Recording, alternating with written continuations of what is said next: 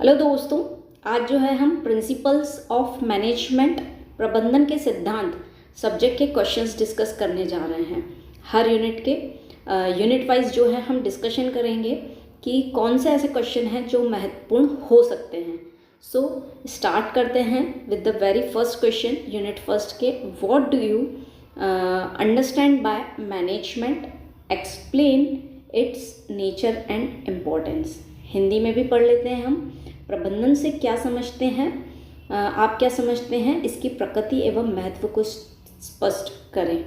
तो प्रबंधन या मैनेजमेंट क्या होता है? Management is an art of getting things done by others. Management क्या है? एक तरीके की कला है दूसरों से काम करवाने की, है ना। To achieve any goal effectively and efficiently. किसी भी गोल को अचीव करने के लिए किसी से काम करवाने की कला को जो है हम मैनेजमेंट कहेंगे। ओके, अब यार बात करें यदि इसके नेचर की या इम्पोर्टेंस की, तो मैनेजमेंट जो है एक गोल ओरिएंटेड प्रोसेस है। मैनेजमेंट किसी में भी कोई भी कला जो है किसी से काम करवाना है तो कहीं ना कहीं काम गोल ओरिएंटेड प्रोसेस है। कुछ काम होगा तो ही आप मैनेजमेंट अप्लाई कर पाओगे। ओके, ये एक कंटिन्यूस प्रोसेस है, लगातार चलने वाला है। मैनेजमेंट जो है हम फंक्शंस जब पढ़ेंगे कि मैनेजमेंट की क्या प्रोसेस होती है या क्या फंक्शंस, तो मैनेजमेंट रुकने वाला काम नहीं है। एक स्टेप खत्म होती है, हम नेक्स्ट पे जाते हैं। ओके, तो ये कंटिन्यूस प्रोसेस है। ये एक यूनिवर्सल फिनोमेना हम बोल सकते हैं कि मैनेजमेंट हम चाहे इंडिया में हो, चाहे यूएस में हो या यूके में हो, प्रोसेस तो सेम ही रहेगी। तो ये सब चीज़ें हैं। मैनेजमेंट जो है एक इनटेंजिबल फोर्स है। मैनेजमेंट को हम देख नहीं सकते हैं। मैनेजमेंट को कौन करता है? लोग, ग्रुप ऑफ पीपल जो है मिलकर जो है मैनेजमेंट की प्रोसेस को करते हैं। So it is an intangible force. It is a dynamic force. Management जो है डायनामिक फोर्स है कि समय के साथ सिचुएशन में चेंज होना, ये एक मैनेजमेंट की कला है। ओके, तो ये हो गया हमारा फर्स्ट क्वेश्चन डिस्कशन। अब जो है हम बढ़ते हैं सेकेंड क्वेश्चन पे। डिफाइन मैनेजमेंट हमने देख लिया। Describe the main function of management. प्रबंधन को परिभाषित करें, प्रबंधन के मुख्य कार्यों का वर्णन करें। तो जैसे कि मैंने बात की थी कि हम फंक्शंस ऑफ मैनेजमेंट या इसे हम मैनेजमेंट का प्रोसेस भी बोल सकते हैं। तो मैनेजमेंट के 5 जो है प्राइमरी फंक्शंस या मेन फंक्शंस होते हैं। सबसे पहला आता है प्लानिंग, फिर आता है आपका organising, then third comes staffing, fourth जो होता है डायरेक्टिंग एंड फिफ्थ होता है कंट्रोलिंग। जैसे कि यदि हमें कोई गोल अचीव करना है या किसी कंपनी को ले लें, अगर हम मैनेजमेंट की बात कर रहे हैं तो उसके लिए सबसे पहले प्लानिंग करनी पड़ेगी कि कौन सी चीज़ कहाँ से आएगी, कितने समय में हमें ये गोल अचीव करना है।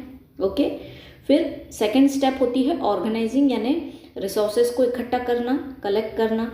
कहीं हमारे पास रिसोर्सेस एक्स्ट्रा तो नहीं है, कैपिटल हमने ज़्यादा बुलवा ली, उतना यूज़ नहीं है, तो उसका मैनेजमेंट करना। फिर जो काम हमें करवाना है उसके लिए हमें लोग लगेंगे, तो रिक्रूटमेंट करना, वो आता है थर्ड फंक्शन स्टाफिंग। फोर्थ होता है डायरेक्टिंग, जो लोग हैं उनको जोड़े रखना, रिक्रूट करना कि ताकि वो जो है काम करें बेहतर तरीके से। फोर्थ जो है आपका आता है लीडरशिप, डायरेक्टिंग जिसको हम बोलते हैं। इसमें जो है डायरेक्शन देना, मोटिवेट करना, सुपरवाइज करना लोगों को जिनको आपने स्टाफिंग में रखा है। Okay, and fifth is the controlling, जो भी आप काम करवा रहे हैं उस पर निगरानी रखना, अपने रिजल्ट्स को चेक करना, ये होता है fifth function of management. Okay, तो ये होते हैं मैनेजमेंट के फंक्शन या इसके मुख्य कार्य। ओके, तो बढ़ते हैं अब हम हमारे नेक्स्ट क्वेश्चन की तरफ। Question number third, what do you understand by business administration and business management, differentiate it. Okay, व्यवसाय प्रशासन और व्यवसाय प्रबंधन से आप क्या समझते हैं, इसमें अंतर बताइए। तो business administration and business management की अगर बात करें तो बिजनेस एडमिनिस्ट्रेशन जो है ग्रुप ऑफ पीपल होते हैं जो पूरी ऑर्गेनाइजेशन को एडमिनिस्टर करते हैं या उनको बोले पूरी ऑर्गेनाइजेशन को चलाते हैं। वहीं बिजनेस मैनेजमेंट की बात करें तो ये जो है लोगों का मैनेजमेंट करते हैं ताकि काम जो है प्रॉपर हो सके। ओके, ये हो गया फर्स्ट डिफरेंस। अब दूसरे डिफरेंस की बात करें तो ये बिजनेस एडमिनिस्ट्रेशन जो है हाई लेवल कम्युनिटी बोल सकते हैं और वो बिजनेस मैनेजमेंट जो है बिजनेस या फिर फंक्शनल लेवल पे काम करती है। ओके, ठीक है। अब बिजनेस एडमिनिस्ट्रेशन जो है पॉलिसी बनाने का काम करती है, जिसे हम कहते हैं पॉलिसी फॉर्मेशन।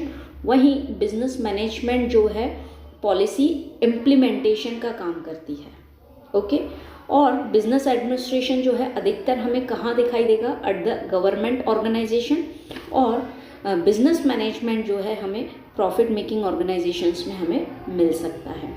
तो ये कुछ डिफरेंसेस हैं business administration and business management पर।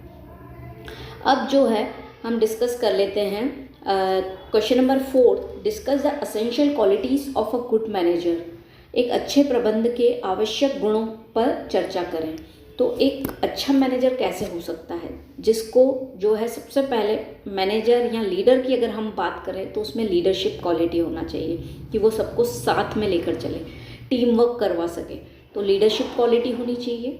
उसको बातचीत करने का वे होना चाहिए, दैट मीन्स उसकी कम्युनिकेशन स्किल्स जो है वो अच्छी होनी चाहिए। वो ट्रस्टवर्दी होना चाहिए। बीइंग अ लीडर विश्वसनीय होना चाहिए कि सब लोग जो है उस पर विश्वास कर पाए, तो उसे ट्रस्टवर्दी हम कहेंगे। ओके, डिसीजन मेकर होना चाहिए, उसे डिसीजन लेते आना चाहिए। प्रॉब्लम सॉल्वर होना चाहिए, प्रॉब्लम सॉल्व कर पाए जो भी ऑर्गेनाइजेशन में हो रही है। तो इस तरीके से ये कुछ क्वालिटीज़ हैं कि जो एक अच्छा मैनेजर हो सकता है। मोटिवेट कर पाए अपने एम्प्लॉयज़ को, सपोर्ट कर पाए अपने एम्प्लॉयज़ को, है ना, सुपरवाइज कर पाए, उनको साथ में लेकर चले। So this are the essential qualities of a good manager. अब बढ़ते हैं हम क्वेश्चन नंबर 5 की तरफ। Yes, question number 5, define following scientific management and Henry Fayol principle. यदि बात करें हम इनकी तो both are the important topic. जैसे साइंटिफिक मैनेजमेंट प्रिंसिपल्स जो है F.W. टेलर के द्वारा दिया गया था। इन्होंने जो है मैनेजमेंट को जो है कहा है साइंटिफिकली बेस्ड पे इन्होंने मैनेजमेंट को माना है। तो इन्होंने कुछ प्रिंसिपल्स दिए हैं, जैसे कि जो मैनेजमेंट है it is science not a rule of thumb. उनका कहना है कि मैनेजमेंट जो है वो साइंस है, कोई रूल ऑफ थम नहीं है। दैट मीन्स साइंस क्या होती है? Based on observation, experiment, cause and effect relationship. उनका कहना है कि मैनेजमेंट भी इसी पे बेस्ड है। ऐसा नहीं है कि आपको फील हो रहा है या आपको इंट्यूटिव लग रहा है, मैनेजर को ऐसा लगा सही गलत, तो that is rule of thumb कि पहले ऐसा चलता आ रहा था और उसके कारण ऐसा हम कर सकते हैं, ये नहीं है। उनका कहना ये है कि मैनेजमेंट जो है it is science not a rule of thumb. फिर दूसरा प्रिंसिपल वो बोलते हैं हार्मोनी नॉट डिस्कॉर्ड, कि आपस में जो है पीसफुल सिचुएशन रहे, हार्मनी रहे, सामंजस्य रहे, किसी भी तरीके की डिस्प्यूट्स ना हो। ओके, थर्ड जो है उनका ये है कि कॉपरेशन बना रहे, not individualism. That means cooperative रहे, ऐसा ना हो कि कोई अपना पर्सनल इंटरेस्ट ढूंढे। कॉपरेशन होना चाहिए at the level of organisation, कि सबका भला हो, ऑर्गेनाइजेशन का भला हो, ऐसा नहीं हो कि हम अपना पर्सनल इंटरेस्ट ढूंढें। और चौथा प्रिंसिपल जो है उन्होंने दिया था कि development of worker to their fullest efficiency, कि जो वर्कर है उसकी जो है पूरी इफिशिएंसी का जो है डेवलपमेंट किया जाए। दैट मीन्स जितना वो कैपेबल है उसको उस बेस्ड पे जो है ट्रेनिंग्स दी जाए। हम जिन कैपेबिलिटीज़ पर उसको जॉब पे रखा है उसके हिसाब से उसको ट्रेन करके वो पर्टिकुलर अथॉरिटी या वो जॉब उसको दिया जाए। तो इस तरीके से 4 प्रिंसिपल्स जो हैं F.W. टेलर ने दिए हैं। इसके अलावा उन्होंने टेक्निक्स भी दिए हैं कुछ, जैसे कि फैटिक स्टडी। अगर आपको लगता है कि एम्प्लॉय जो है हर 1 घंटे में थकान होती है जो भी उसका काम है, तो एक रेस्ट आवर्स डिसाइड कर ली जाए कि हर 1 घंटे में अगर आपको ऐसा फील होता है या हर 2 घंटे में, तो रेस्ट का टाइम भी डिसाइड हो जाए, है ना। ऐसे ही उन्होंने टाइम स्टडी दिया है, मोशन स्टडी दिया है, ताकि जो है अलग अलग लेवल्स पे वर्कर को एग्जामिन करके और उसके हिसाब से काम किया जाए। ठीक है, अब जो है दूसरा हमें दिया है हेनरी फ्यूएल के प्रिंसिपल्स। तो हेनरी फ्यूएल ने 14 प्रिंसिपल्स ऑफ मैनेजमेंट दिए हैं कि मैनेजमेंट करना है। यदि हमने इन 14 प्रिंसिपल्स को माना तो हम जो है अच्छे तरीके से मैनेजमेंट कर पाएंगे। ओके, अब क्या है उनका प्रिंसिपल्स? सबसे पहला है डिवीजन ऑफ लेबर, कि जो डिवीजन ऑफ वर्क। अगर वर्क को हम प्रॉपरली डिवाइड कर देंगे तो काम में कोई भी दिक्कत नहीं आएगी, ऐसा उनका कहना है। फिर जो है वो ये कहते हैं कि काम जो है ऑथोरिटी एंड रेस्पॉन्सिबिलिटी, उनका सेकंड प्रिंसिपल है कि ऑथोरिटी और responsibility both go hand in hand. इसका मतलब कैसे है कि यदि आप किसी को रेस्पॉन्सिबिलिटी दे रहे हैं कि ये काम करना है, तो उसे आपको अथॉरिटी भी देनी पड़ेगी कि हाँ ये आप आपके हिसाब से उससे रिलेटेड जो भी चीज़ें हैं आप डिसीजन ले सकते हैं। That is authority and responsibility. तीसरा प्रिंसिपल जो है उन्होंने कहा है डिसिप्लिन। डिसिप्लिन मेंटेन करना बहुत ही ज़रूरी है, कोई भी ऑर्गेनाइजेशन हो, तो उन्होंने third principle. Then fourth unity of command, कि आपको जो आपके ऊपर लेवल वाला हेड है वो आपको यूनिटी होनी चाहिए उसको कमांड देने में। ऐसा नहीं है कि आपको टॉप लेवल वाला भी कुछ काम दे रहा है, फिर आपका सीनियर फिर उसके ऊपर कोई और दे रहा है, तो यूनिटी ऑफ कमांड होना चाहिए। जो आपको एक बंदा कमांड देता है वही देना चाहिए, उसमें यूनिटी होनी चाहिए, है ना। नहीं तो कभी कोई कुछ बोल रहा है कभी कुछ, ये चीज़ें नहीं होनी चाहिए। फिर जो है यूनिटी ऑफ डायरेक्शन, कि आपके काम में जो है एक ही डायरेक्शन में होना चाहिए, कभी कुछ कर रहे हैं, that should not be done. Okay, इसके बाद जो है रेम्यूनरेशन, फेयर रेम्यूनरेशन जो है दिया जाना चाहिए। जितना एम्प्लॉय जो है कैपेबल इनफ है उसके अकॉर्डिंग जो है उसको रेम्यूनरेशन दी जानी चाहिए। ओके, फिर आता है आपका सबऑर्डिनेट ऑफ इंडिविजुअल इंटरेस्ट, कि आपको आपका इंडिविजुअल इंटरेस्ट, पर्सनल इंटरेस्ट जो है त्यागना पड़ेगा और आपको एज अ होल ऑर्गेनाइजेशन के बारे में सोचना पड़ेगा, चाहे फिर आप मैनेजर हो चाहे फिर आप एम्प्लॉय हो। ओके, फिर इसके अलावा यदि हम बात करें तो प्रिंसिपल ऑफ ऑर्डर, कि एक प्रॉपर मेंटेनेंस होना चाहिए, काम को करने का ऑर्गेनाइज वे में होना चाहिए। Then principle of equity, equality होनी चाहिए लोगों के बीच में। ऐसा ना हो कि अगर कोई हाई लेवल मैनेजर है तो उसको अलग ही इम्पोर्टेंस दी जा रही है। There should be equality treatment होना चाहिए, है ना, अनफेयर चीज़ें नहीं होना चाहिए।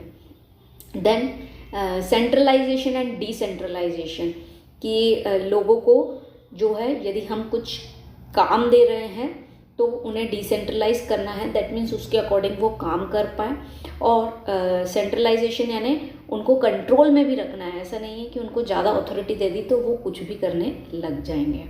ओके, फिर स्पिरिट डी कॉर्प्स, इसका मतलब ये होता है कि टीम लेकर जो है काम करना, टीम वर्क में काम करना, ऐसा नहीं सिर्फ खुद के बारे में सोचना। यस, इस तरीके से जो है फ्योल ने प्रिंसिपल दिए हैं। Then he has given the stability, आपके काम स्टेबिलिटी ऑफ अ पर्सनल, ऐसा नहीं है आपने आज एक एम्प्लॉय रखा है और उसके बाद जो है कुछ समय बाद उसको निकाल दिया फिर दूसरे employees. There should be stability. तो उसके लिए आप क्या कर सकते हैं उस चीज़ को ध्यान रखना, क्योंकि यदि आपने किसी को रखा है that means he had a experience, उसे पता है कि काम कैसे होता है आपके ऑर्गेनाइज। यदि हम बार बार कोई नया एम्प्लॉय लेकर आएंगे then there can be problem. तो इस तरीके से जो है फ्योल ने ये सब प्रिंसिपल्स दिए हैं। इसके बाद जो है उन्होंने बोला था इनिशिएटिव, दैट मीन्स अपने एम्प्लॉय को हमेशा लीडरशिप या उसको मोटिवेट करते रहें कि आप इस काम में इनिशिएटिव लो अगर आपको लगता है कि वो कैपेबल इनफ है और ये काम कर सकता है। तो इस तरीके से this are the Henry Fayol principles. Okay, अब जो है बढ़ते हैं हम आगे विद दिस क्वेश्चन नंबर 6। इस मैनेजमेंट साइंस और आर्ट और बोथ एक्सप्लेन, प्रबंधन विज्ञान या कला या दोनों है, समझाए। ओके, तो मैनेजमेंट जो है साइंस है कि आर्ट है कि दोनों है। तो सबसे पहले हम ये देखिए साइंस क्या होता है। साइंस मतलब सिस्टमेटिक बॉडी ऑफ नॉलेज, किसी पर्टिकुलर चीज़ के बारे में आपको नॉलेज होना। फिर साइंस बेस्ड होती है प्रिंसिपल और ऑब्जर्वेशन के ऊपर। फिर उसमें रिलेशनशिप जो होता है कॉज एंड इफेक्ट रिलेशनशिप होता है। तो वैसे ही मैनेजमेंट में अगर देखें ये क्वालिटीज़ हैं क्या, तो डेफिनेटली मैनेजमेंट जो है एक पर्टिकुलरली सब्जेक्ट मैटर है, सिस्टमेटिक बॉडी ऑफ नॉलेज है। अगर आपको उस चीज़ से रिलेटेड नॉलेज नहीं है then you can not perform. और मैनेजमेंट जो है प्रिंसिपल्स पे बेस्ड है, जैसे हमने देखा कि हेनरी फ्योल के प्रिंसिपल्स है, साइंटिफिक मैनेजमेंट के प्रिंसिपल्स हैं, तो ये कहीं ना कहीं हम अडॉप्ट करते हैं। It is based on principle और it is the relation, management में भी कॉज एंड इफेक्ट रिलेशनशिप होता है। तो हम कह सकते हैं मैनेजमेंट साइंस तो है। अब आर्ट क्या होता है? आर्ट ये होता है कि किसी भी चीज़ को प्रैक्टिकल शेप देना, तो वो आर्ट होता है। अब मैनेजमेंट देखिए आर्ट है क्या, तो हमने मैनेजमेंट में प्रिंसिपल्स होते हैं, हम क्या करते हैं उसका प्रैक्टिकल एप्लीकेशन करते हैं। दैट इज़ आर्ट, तो हम बोल सकते हैं yes management is science and art both, है ना, दोनों हैं। अब बात करें हम डिस्कस द रोल ऑफ वैदिक values and ethics in management. प्रबंधन में वैदिक मूल्यों और नैतिकता की भूमिका पर चर्चा करें। ओके, तो मैनेजमेंट का कहना है वैदिक वैल्यूज़ का यूज़ यानी यूज़ ऑफ उपनिषद्स जिसमें रीति धर्म ये सब चीज़ें माने जाते हैं, तो मैनेजमेंट जो है इन चीज़ों पर बेस्ड है। हमें ऐसा लगता है कि अब जो है मॉडर्न मैनेजमेंट आ गया है, बट जो हम बात करते हैं विजन की, लीडरशिप की, मोटिवेशन की, तो ये ऑलरेडी हमारे उपनिषद में जो है बहुत ही डीपली लिखा हुआ है, तो मैनेजमेंट वो फॉलो करता है। वैसे ही हम बात करें इथिक्स इन मैनेजमेंट, तो इथिक्स यानी क्या सही है उस चीज़ का नॉलेज होना। तो इथिक्स का किसी भी पहलू में, चाहे हमारी लाइफ में बोले, मैनेजमेंट में बोले, बिजनेस में होने, इथिक्स बहुत इम्पोर्टेंट है कि सही अच्छे गलत का चुनाव करना। जैसे कि उसमें हम मेनली ये बोल सकते हैं कि कौन से एथिक्स हो सकते हैं, जैसे इंटीग्रिटी होना बहुत ज़रूरी है मैनेजमेंट, क्योंकि आप आपका काम जो है ऑनेस्टी से कर रहे हैं, फेयरनेस होना चाहिए। नहीं तो आप मैनेजर हैं, आप किसी को महत्व दे रहे हैं, किसी को नहीं दे रहे हैं। ओके, तो आपके काम में फेयरनेस होनी चाहिए, ट्रांसपेरेंसी होनी चाहिए। ऐसा नहीं कंपटीशन, जिससे कंपटीशन है उसको भी हम बहुत जेलसी वे में उसको गिराने की कोशिश कर रहे हैं। फेयर कंपटीशन होना चाहिए। ओके, नहीं तो हमने पता पड़ा उसकी गाड़ी को ही कहीं एक्सीडेंट करवा दिया, तो this things should not be done. तो इंटीग्रिटी होना चाहिए और फेयरनेस होना चाहिए और लीडरशिप क्वालिटी होना चाहिए। This are the few ethics जिसको हमने डिस्कस किया है मैनेजमेंट में। अब इथिक्स का मतलब हम इसको एग्जाम्पल वे में भी समझ सकते हैं कि किसी भी कंपनी का मेन उद्देश्य है प्रॉफिट कमाना, दैट इज़ गुड, बट इस बिहाफ पे नहीं होना चाहिए कि हम एनवायरनमेंट को डिस्ट्रॉय कर रहे हैं, हम ट्रीज़ काट रहे हैं और हम बहुत अच्छा प्रॉफिट कमा रहे हैं। तो ये हमारे इथिक्स में नहीं होना चाहिए। सही और गलत की हमें पहचान होना चाहिए। खुद का ज़्यादा सही करने के चक्कर में सबका गलत हमें नहीं करना है। दैट इज़ इथिक्स, और ये हमारी लाइफ में भी हमें अडॉप्ट करना है। ओके, तो यहाँ पे जो है हमने 7 क्वेश्चंस डिस्कस कर लिए फ्रॉम यूनिट फर्स्ट। अब जो है हम चलते हैं यूनिट सेकेंड पर। यस, अब हम यूनिट सेकेंड का फर्स्ट क्वेश्चन रीड कर लेते हैं। What do you understand bye planning in respect of management, mention characteristics of planning. प्रबंधन के संबंध में नियोजन से आप क्या समझते हैं, नियोजन की विशेषताएं बताएं। अब प्लानिंग का मतलब क्या होता है, थिंकिंग इन एडवांस। किसी भी ऑब्जेक्टिव को यदि हमें अचीव करना है, जैसे कि हमारा सब्जेक्ट मैनेजमेंट है, तो कंपनी के किसी भी ऑब्जेक्टिव को अचीव करना है तो planning is the first step to achieve. That means thinking in advance कि क्या करना है, what is to be done, when is to be done, है ना, and by whom is to be done and how is to be done, काम कैसे किया जाना है। तो इस सब के बारे में प्लानिंग की जाएगी। और वहीं अगर हम प्लानिंग की विशेषता की बात करें या कैरेक्टरिस्टिक्स की बात करें, तो प्लानिंग जो है मेन फंक्शन ऑफ मैनेजमेंट का मेन फंक्शन ही प्लानिंग से स्टार्ट होता है, जैसे कि अभी हमने डिस्कस किया था यूनिट फर्स्ट में फंक्शंस ऑफ मैनेजमेंट में। Okay, then it is a continuous process. Planning जो है कंटिन्यूस प्रोसेस है, ऐसा नहीं एक बार प्लान आउट कर दिया देन चीज़ें ऑफ हो गई। प्लान आउट किया, उसके अकॉर्डिंग काम करके देखेंगे, अगर कुछ चीज़ें हमें लग रही हैं कि ऐसा अगर प्लान आउट होता तो हम उसके अकॉर्डिंग हमारी प्लानिंग भी चेंज करेंगे, तो ये डायनामिक भी हो सकती है। Okay, then it is pervasive. Planning जो है यूनिवर्सल है, हम कहीं पे भी किसी भी क्षेत्र में यदि काम कर रहे हैं, इट इज़ यूनिवर्सल। प्लानिंग आपको लगेगी ही लगेगी जब किसी ऑब्जेक्टिव को आपको अचीव करना है। Okay, planning helps in forward looking. Planning किसके लिए की जाती है, फ्यूचर में जो चीज़ हमें चाहिए, तो फॉरवर्ड लुकिंग में हमें हेल्प करती है। Planning helps in decision making में जो है मदद करती है।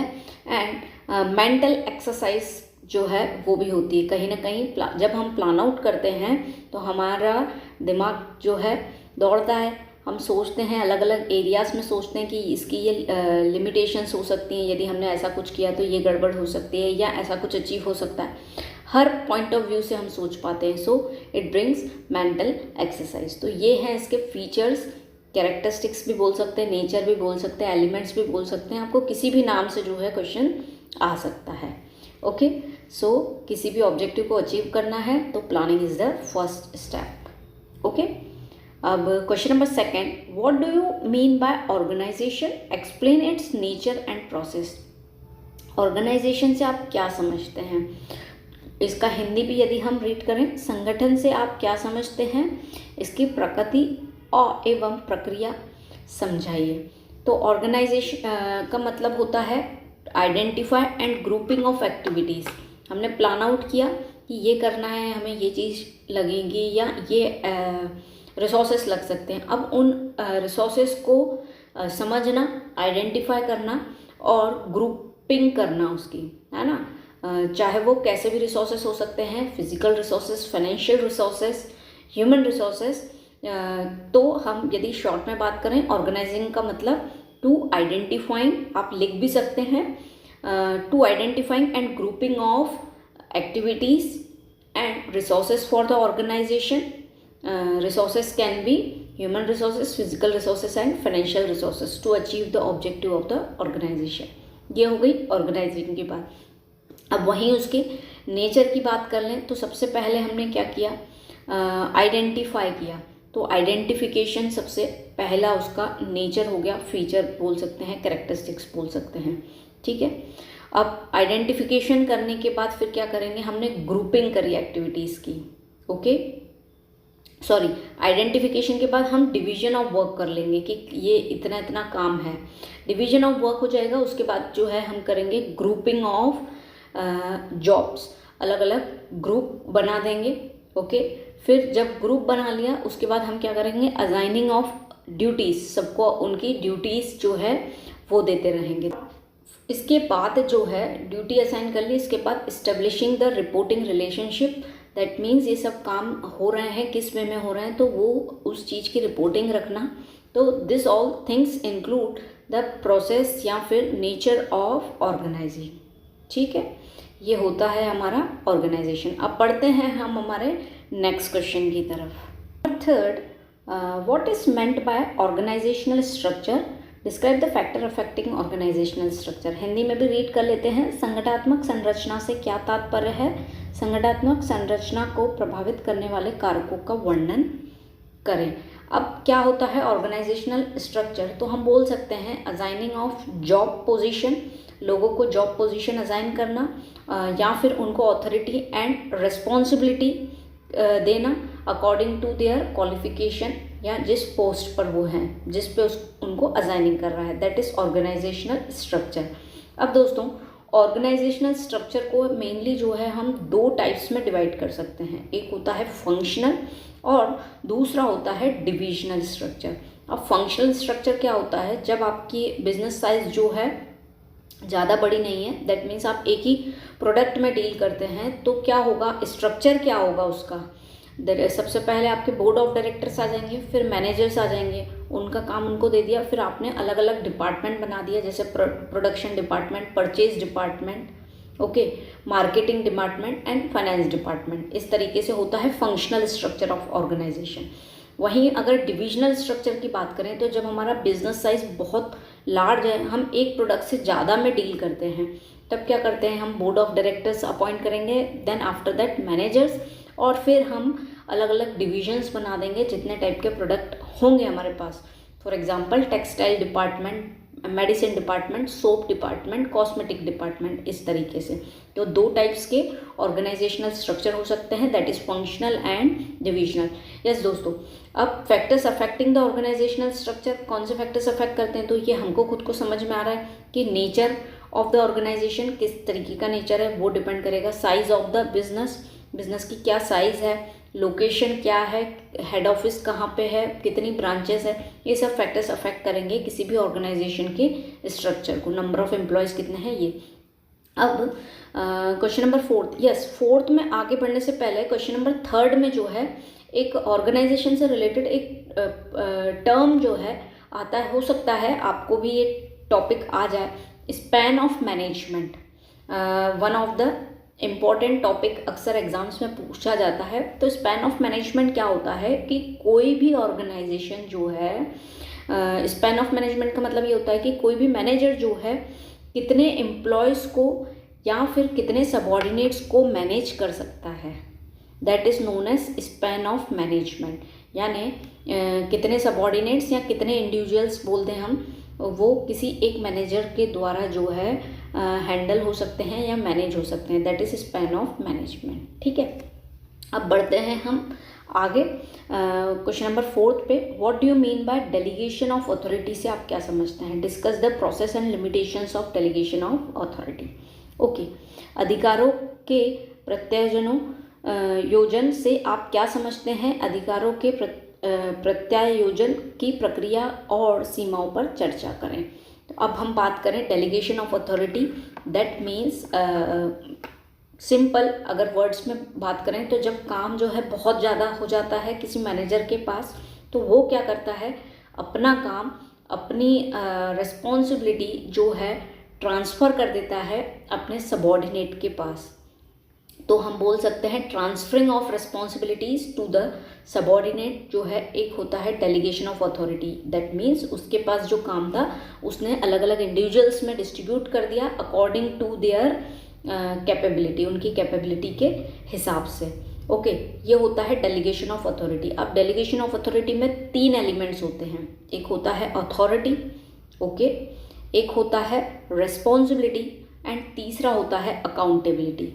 अब अथॉरिटी दैट मीन्स आपके पास पावर है वो वर्क ट्रांसफ़र करने का, ओके। रिस्पॉन्सिबिलिटी आपने ट्रांसफ़र की है आपकी, तो आपको उसका ध्यान देना है। तीसरा जो है अकाउंटेबिलिटी, यानी कितने आप जिम्मेदार हो जिनको काम दिया गया है। तो this 3 elements are important in delegation of authority, authority, responsibility and accountability.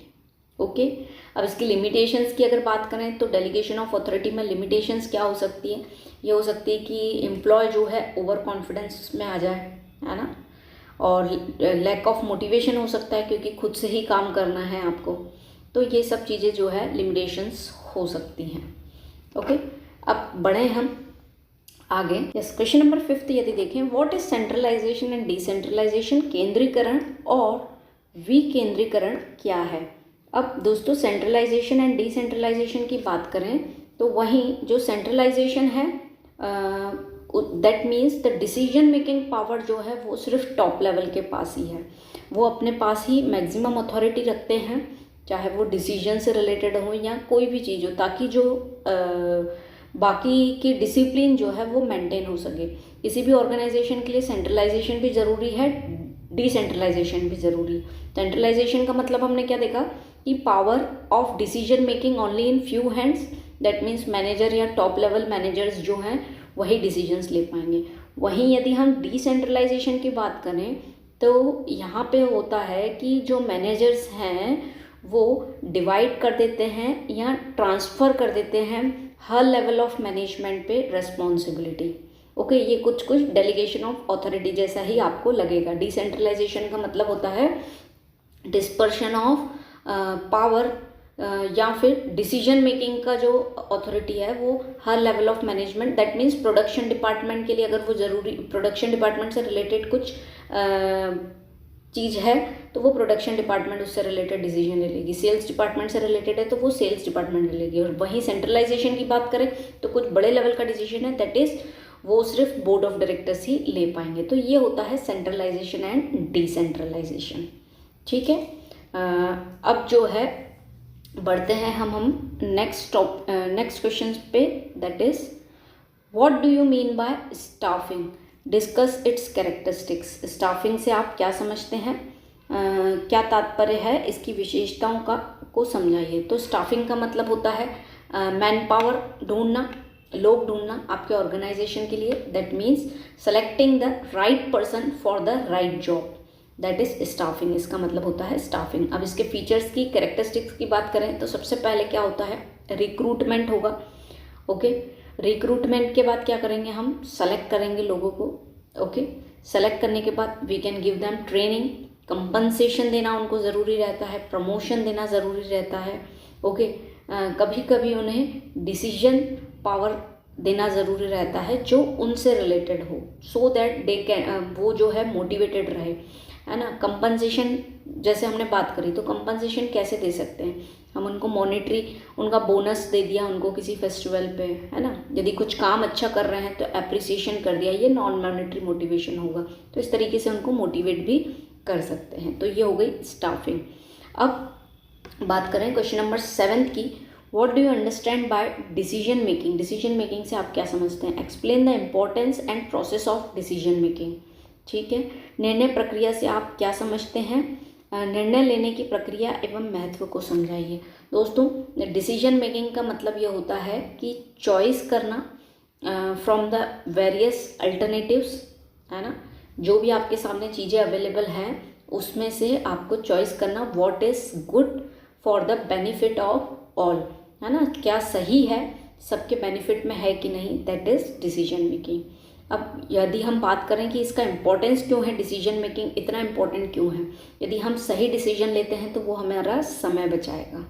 Okay, इससे प्रोडक्टिविटी बढ़ेगी, तो better productivity, proper utilization of resources होगा, क्योंकि डिसीजन यदि सही लिया है कि कैपिटल इतना चाहिए, फिर बाकी के रिसोर्सेस इतने चाहिए, तो कहीं ना कहीं वो क्या करेगा? Proper utilization of resources.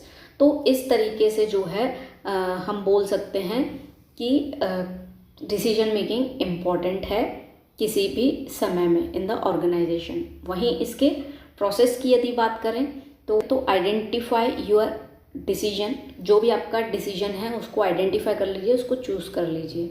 Okay, उसके बाद गैदर द इम्पॉर्टेंट इन्फॉर्मेशन, जो भी आपको इम्पॉर्टेंट इन्फॉर्मेशन लगती है उसको गैदर कर लीजिए।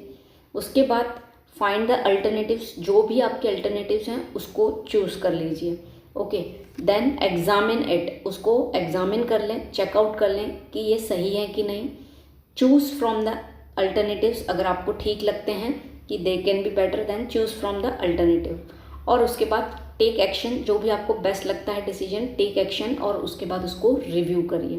तो this is the process of decision making. Okay, अब बढ़ते हैं हम हमारे नेक्स्ट क्वेश्चन की तरफ, और यहाँ पे हमारी यूनिट 2 ख़त्म होती है, तो हम बढ़ते हैं अब यूनिट 3 की तरफ।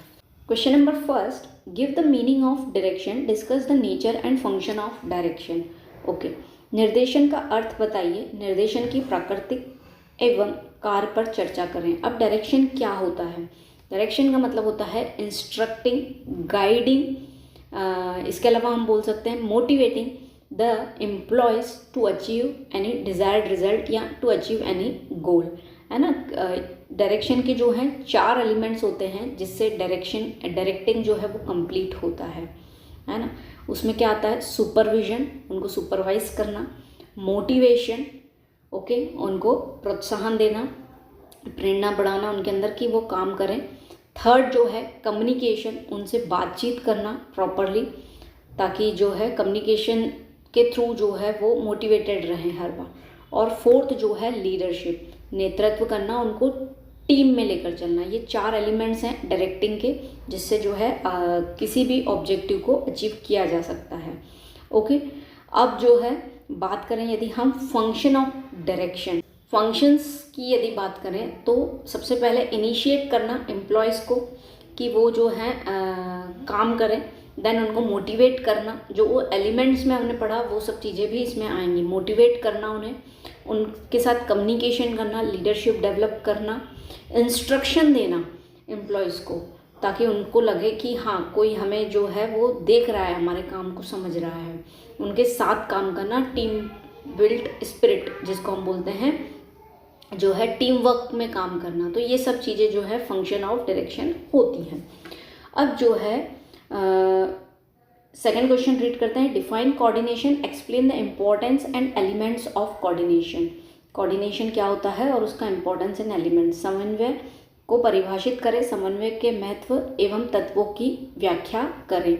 अब कोऑर्डिनेशन क्या होता है? कोऑर्डिनेशन यानी bringing together all the activities and resources of the organization, सबको साथ में लाना, to develop and harmony between them, सामंजस्य लाने के लिए जो है ये कोऑर्डिनेशन लाया है। अब कोऑर्डिनेशन क्या है? It is the important function of management. Main functions में तो हमने 5 फंक्शंस पढ़े हैं, लेकिन कोऑर्डिनेशन भी जो है एक इम्पॉर्टेंट फंक्शन है मैनेजमेंट का। ओके, ऐसा क्यों बोला गया है? क्योंकि ये डेलिब्रेट फंक्शन है, इसको जानबूझ करके पुटअप किया गया है, क्योंकि हार्मोनी, सामंजस्य जो है वो ज़रूरी है। तो वहीं उसके एलिमेंट्स या इम्पोर्टेंस की बात करें तो इट इंटीग्रेट्स द एफर्ट्स, सभी के एफर्ट्स को जो है इंटीग्रेट करता है। ग्रुपिंग एक्टिविटी शो होती है ना, यूनिटी आती है उससे। ओके, फिर जो है हार्मोनी हमेशा डेवलप रहेगी, तो उसके लिए it is a continuous process, और फिर it is a pervasive in nature. तो कोऑर्डिनेशन जो है बहुत ही महत्वपूर्ण है किसी भी ऑर्गेनाइजेशन के लिए। ओके, अब आते हैं हम नेक्स्ट यूनिट पर। यूनिट 4 का first question, what do you mean by motivation, what are its characteristics. Motivation क्या होता है? अभिप्रेरणा से आप क्या समझते हैं, इसकी विशेषता बताएं। तो मोटिवेशन का मतलब होता है इंस्पायरिंग द पीपल, है ना, लोगों को इंस्पायर करना, टू डू देयर बेस्ट, है ना, उनकी कैपेसिटी के अकॉर्डिंग जो है अच्छा काम करना जो है, ये होता है मोटिवेशन, यदि हम मैनेजमेंट की बात करें। ओके, अब मोटिवेशन क्या है? एक तरीके का यदि इसके फीचर्स या कैरेक्टरिस्टिक्स की बात करें तो ये एक कंटिन्यूअस फीचर है ना। आपको मोटिवेशन जो है लगातार देना रहेगा। ऐसे नहीं हमने एक बार मोटिवेट कर दिया एम्प्लॉयज़ को तो वो साल भर काम करते रहेंगे। समय समय पर उनको ज़रूरत है तो उनको वो चीज़ों का अप्रेजल देना ज़रूरी है। Okay, dynamic in nature, motivation को जो है हम समय समय पर चेंज कर सकते हैं। हो सकता है किसी एक एम्प्लॉय को जो है पॉजिटिव मोटिवेशन की ज़रूरत हो और दूसरे को नेगेटिव मोटिवेशन की ज़रूरत हो। ओके, तो इट इज़ डायनामिक, चेंजेबल है। मोटिवेशन जो है पॉजिटिव या नेगेटिव हो सकता है। पॉजिटिव मोटिवेशन यानी कोई काम कर रहा है और हमें पता है कि और बेस्ट कर सकता है और बेहतर कर सकता है, तो हम उसको पॉजिटिव मोटिवेशन दे सकते हैं, जैसे कि उसका इंक्रीमेंट कर देना, बोनस दे देना। वहीं कोई हमें लग रहा है कि ये अच्छा काम नहीं कर रहा है या ओवर कॉन्फिडेंस में जाना है, तो उसको वार्निंग दे देना या उसको डिमोट कर देना। तो इस तरीके से जो है हम मोटिवेशन जो है, this are the features of motivation. Okay, अब नेक्स्ट क्वेश्चन पे यदि हम जाएं, explain clearly Maslow's need theory of hierarchy theory. एक मास्लो थे जिन्होंने जो है प्रोफेसर थे, इन्होंने मोटिवेशन की एक थ्योरी दी है जिसे कहते हैं, उन्होंने खुद के नाम पे इसका नाम रखा है मास्लोस नीड ऑफ हायरार्की थ्योरी। तो मास्लो के पदानुक्रमांक सिद्धांत की आवश्यकता को स्पष्ट रूप से समझाइए। अब मास्लो जो है वो कहते हैं कि मोटिवेशन जो है एक साइकोलॉजी, ये सेम चीज़ जो है आप कैरेक्टरिस्टिक्स में साइकोलॉजिकल वाली जो बोल रही हूँ मैं, वो आप इसके ऊपर वाले जो क्वेश्चन हमने कैरेक्टरिस्टिक्स डिस्कस किए उसमें भी आप लिख सकते हैं। इट इज़ अ साइकोल, मोटिवेशन क्या है? साइकोलॉजिकल नीड है ना, कि हमें किसी चीज़ की ज़रूरत है तो हम मोटिवेट होते हैं, इंटरनल प्रोसेस है वो, है ना। तो वहीं अब मास्लो क्या बोलते हैं, हायरार्की थ्योरी ये इसलिए बोलते हैं, वो बोलते हैं देयर इज़ अ प्रोसेस, हमारी नीड जो है एकदम से हमें कार लेने की नीड नहीं हो जाएगी। तो उन्होंने उस हायरार्की को बताया है कि सबसे पहले किस नीड, क्या नीड जनरेट होती है, एंड समय समय पर फिर हम आगे बढ़ते जाते हैं लाइफ में, देन अलग अलग मोटिवेशंस जो हैं हमें हेल्प आउट करते हैं। तो सबसे पहले वो बोलते हैं साइकोलॉजिकल नीड, दैट इज़ हमारी बेसिक नीड है। क्या होती है? रोटी, कपड़ा, मकान, okay, food, shelter and clothing की रिक्वायरमेंट। तो ये साइकोलॉजिकल नीड है। जब वो कंप्लीट होती है, जब हम इससे सेटिस्फाई होते हैं, तो फिर जो है हम जाते हैं हमारे सेफ्टी एंड सिक्योरिटी के बारे में सोचते हैं। फैमिली की सेफ्टी सोचेंगे, खुद की सेफ्टी सोचेंगे कि कहीं एक्सीडेंट हो जाएगा तो क्या करवाने का सोचेंगे, इंश्योरेंस करवाने का सोचेंगे। तो सेकेंड जो है उन्होंने बोला है सेफ्टी एंड सिक्योरिटी। जब ये नीड पूरी हो जाती है तब हम तीसरी नीड के बारे में सोचते हैं, that is are social need. Social need यानी सोसाइटी में उठना बैठना, है ना, गेट टुगेदर करना, ताकि रिलेशनशिप्स डेवलप हो सके। इससे क्या होगा, आपका अप्रेजल होगा, रिस्पेक्ट की चाहत है, दैट इज़ वही जो है फोर्थ नीड जनरेट करती है, जिसे कहते हैं एस्टीम नीड्स। एस्टीम का मतलब आपको रिस्पेक्ट चाहिए, लोगों से मान सम्मान चाहिए, तो इसीलिए जो है आप सोशल नीड को फुलफिल करते हैं। तब जो है आपकी एस्टीम नीड आती है कि there is a requirement of respect, appreciation. Okay, and fifth जो है उन्होंने बोला है सेल्फ एक्चुअलाइजेशन। ये सब नीडें फुल होती हैं तब आपको समझ में आता है रियलिटी क्या है, और that is the fifth theory, hierarchy theory. तो इस तरीके से उन्होंने नीड को एक्सप्लेन किया है। ये हो गया मास्लो की थ्योरी। अब जो है हम पढ़ते हैं थर्ड क्वेश्चन की तरफ, what do you mean bye leadership, discuss the different type of leadership styles, नेतृत्व से आप क्या अभिप्राय है, विभिन्न प्रकारों के नेतृत्व शैलियों को समझाएं। ओके, लीडरशिप का मतलब होता है influence the people behaviour, influence the behaviour of people to work in the organization to achieve any objective, किसी भी एम्प्लॉय को या लोगों को इन्फ्लुएंस करना ताकि वो वर्किंग कंडीशन, जो ऑर्गेनाइजेशन की वर्किंग कंडीशन है उसमें वो सामंजस्य बना के जो है काम कर सकें, उसे ही हम कहते हैं लीडरशिप। अब लीडरशिप की स्टाइल्स की बात करें तो 3 स्टाइल्स होती हैं लीडरशिप की। एक होती है ऑटोक्रेट, दूसरी होती है पार्टिसिपेटिव जिसे हम कहते हैं डेमोक्रेटिक, और तीसरी होती है फ्री रेन स्टाइल। अब ये तीनों क्या है हम शॉर्ट में डिस्कस कर लेते हैं। ऑटोक्रेटिक स्टाइल का मतलब ये होता है कि बॉस है और वो अपने सबॉर्डिनेट्स को जो है डिसीजन देता है और सबॉर्डिनेट्स वो फॉलो करते हैं, यानी पूरा पावर किसके पास होता है, बॉस के पास, उसकी चलती है, that is autocratic. Okay, participative democratic नाम से ही हमें समझ में आ रहा है, तो इसमें क्या होता है, जो बॉस है या मैनेजर है वो अपने सबॉर्डिनेट्स को भी इन्वॉल्व करता है डिसीजन मेकिंग, यानी सब साथ में मिलकर डिसीजन लेते हैं, दैट इज सेकंड।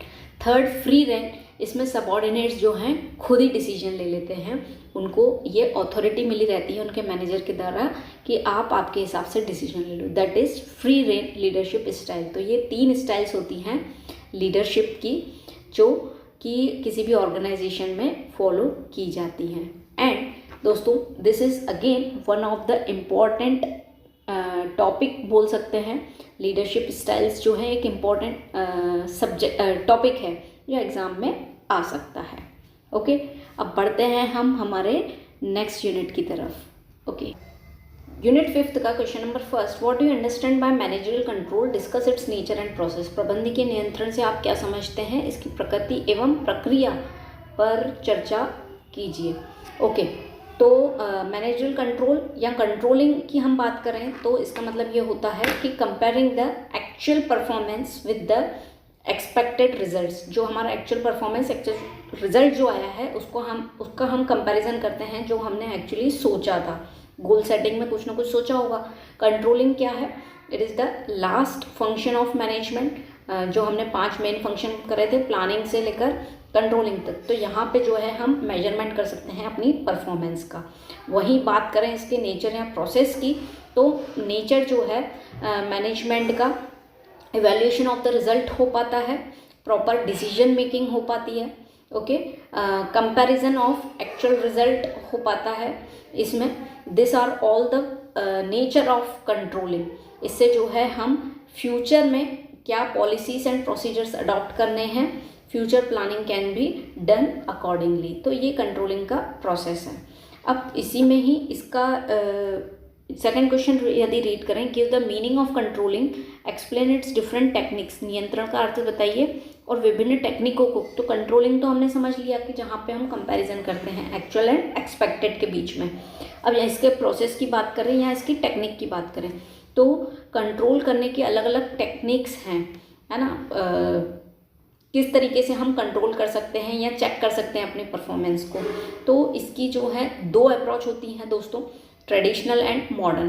पहले हम ट्रेडिशनल अप्रोच को डिस्कस कर लेते हैं कि जैसे पहली अप्रोच ये होती है कि बजटरी कंट्रोल। हम बजट बना के जो है अपनी चीज़ों का मेजरमेंट कर सकते हैं। दैट मीन्स हमने पहले बजट बनाया होगा और बाद में जो है एक्चुअल जो परफॉर्मेंस है उसके हिसाब से जो है हम मेजरमेंट कर पाएंगे। दूसरा तरीका होता है BE यानी ब्रेक इवन एनालिसिस, यानी वहाँ पे हम कॉस्ट, वॉल्यूम यानी सेल्स और प्रॉफिट, इन तीनों चीज़ों को देखकर जो है कंट्रोलिंग कर पाते हैं।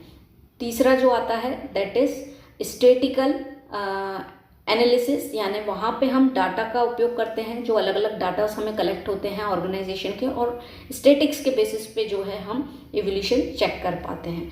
और चौथा जो है that is on the personal observation, खुद ऑब्जर्व करते हैं कि चीज़ें कहाँ क्या सोची थी और किस तरीके की, एक ऑब्जर्वेशन के बेसिस पे जो है हम उसका कंपैरिजन करते हैं। ये होती है हमारी ट्रेडिशनल अप्रोच, जहाँ पे personal observation, statistical analysis, break even analysis और चौथा जो है आपका आता है बजटरी कंट्रोल। वहीं हम बात करें मॉडर्न अप्रोच की तो बहुत सारे तरीके हैं उसमें भी, आपके कंट्रोलिंग करने की टेक्निक्स हैं।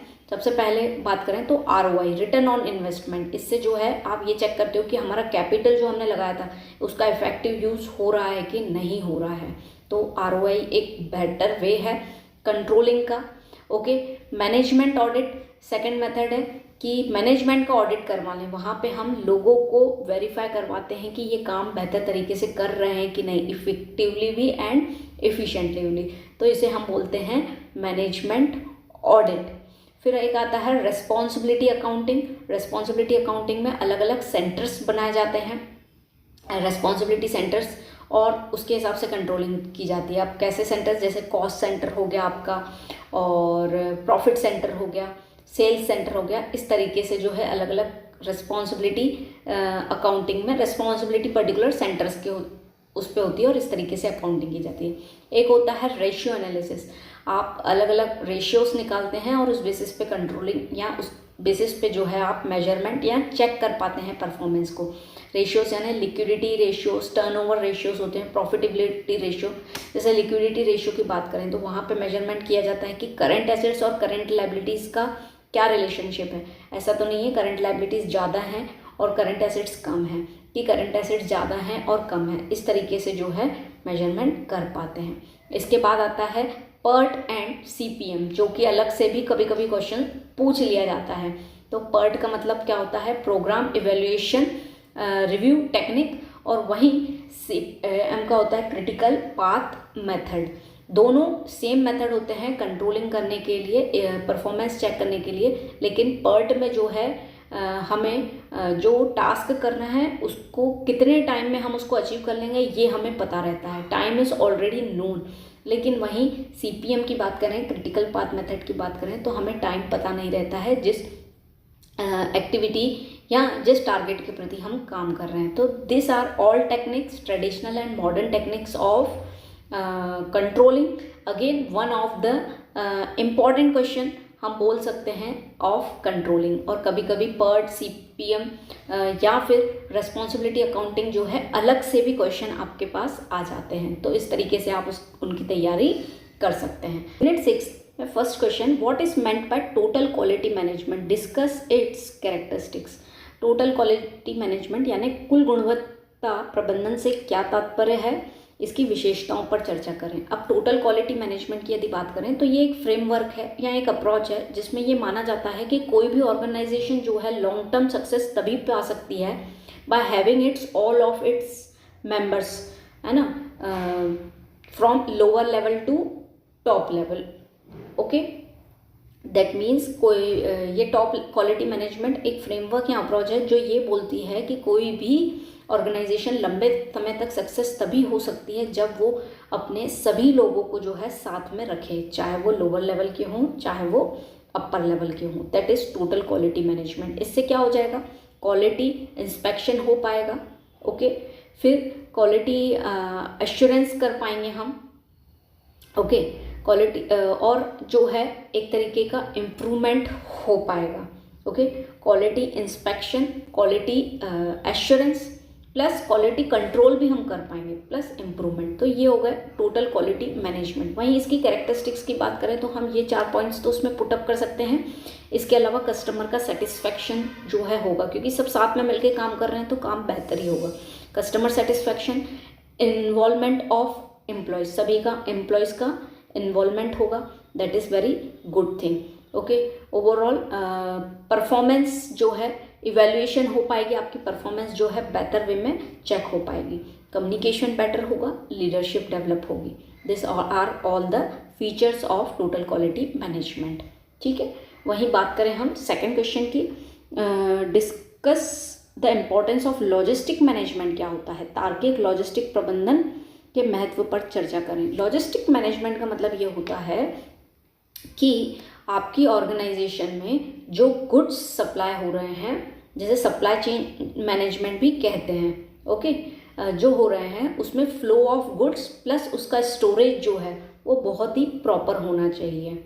दैट मीन्स आपके ट्रांसपोर्टेशन जो है बहुत अच्छा होना चाहिए। That means place of origin, जहाँ पे आपका गुड्स बना है, एंड जहाँ पे आपका गुड्स पहुँचने वाला है, जैसे हम क्या कहेंगे प्लेस ऑफ कंजप्शन, वहाँ तक पहुँचने के लिए आपका फ्लो ऑफ स्टोरेज बोलें हम, स्टोरेज भी आपका बेहतर होना चाहिए, प्लस फ्लो ऑफ गुड्स यानी आपका ट्रांसपोर्टेशन भी बेहतर होना चाहिए। दैट इज़ लॉजिस्टिक मैनेजमेंट, यानी एक ऐसा मैनेजमेंट जो कि आपकी लॉजिस्टिक ट्रांसपोर्टेशन वाली चीज़ों को मैनेज करता है, ताकि गुड्स जो हैं at the right time available हो कस्टमर के पास, according to its customer requirement, उसकी रिक्वायरमेंट के अकॉर्डिंग।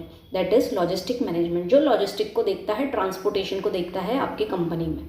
ओके, उसमें स्टोरेज एक मेन है कि गुड्स रखें तो ऐसा तो नहीं ख़राब हो रहे हैं, ज़्यादा टाइम तक रखें, बस ही नहीं आई जिसमें ट्रक में जाना था वो ही नहीं आई, अनलोडिंग में प्रॉब्लम हो गई, लोडिंग में प्रॉब्लम हो गई, तो ये सब चीज़ों का मैनेजमेंट जो है कौन देखता है, लॉजिस्टिक मैनेजमेंट। ओके, वहीं हम थर्ड क्वेश्चन की यदि बात करें तो what is meant by management of change से आप क्या समझते हैं, डिस्कस इट्स नेसेसिटी, परिवर्तन के प्रबंधनों से क्या तात्पर्य है, इसकी आवश्यकता पर चर्चा की है। अब मैनेजमेंट ऑफ चेंज मतलब ऑर्गेनाइजेशन में किसी वे में यदि चेंज हो रहा है तो उसको कैसे मैनेज करेंगे। अब चेंज जो है अलग अलग कारण से हो सकता है, नया बिजनेस जो है हमने उसमें डेवलप किया है, न्यू टेक्नोलॉजी उसमें पुट ऑन की है, तो उस चीज़ को कैसे हम मैनेज करेंगे, that is management of change.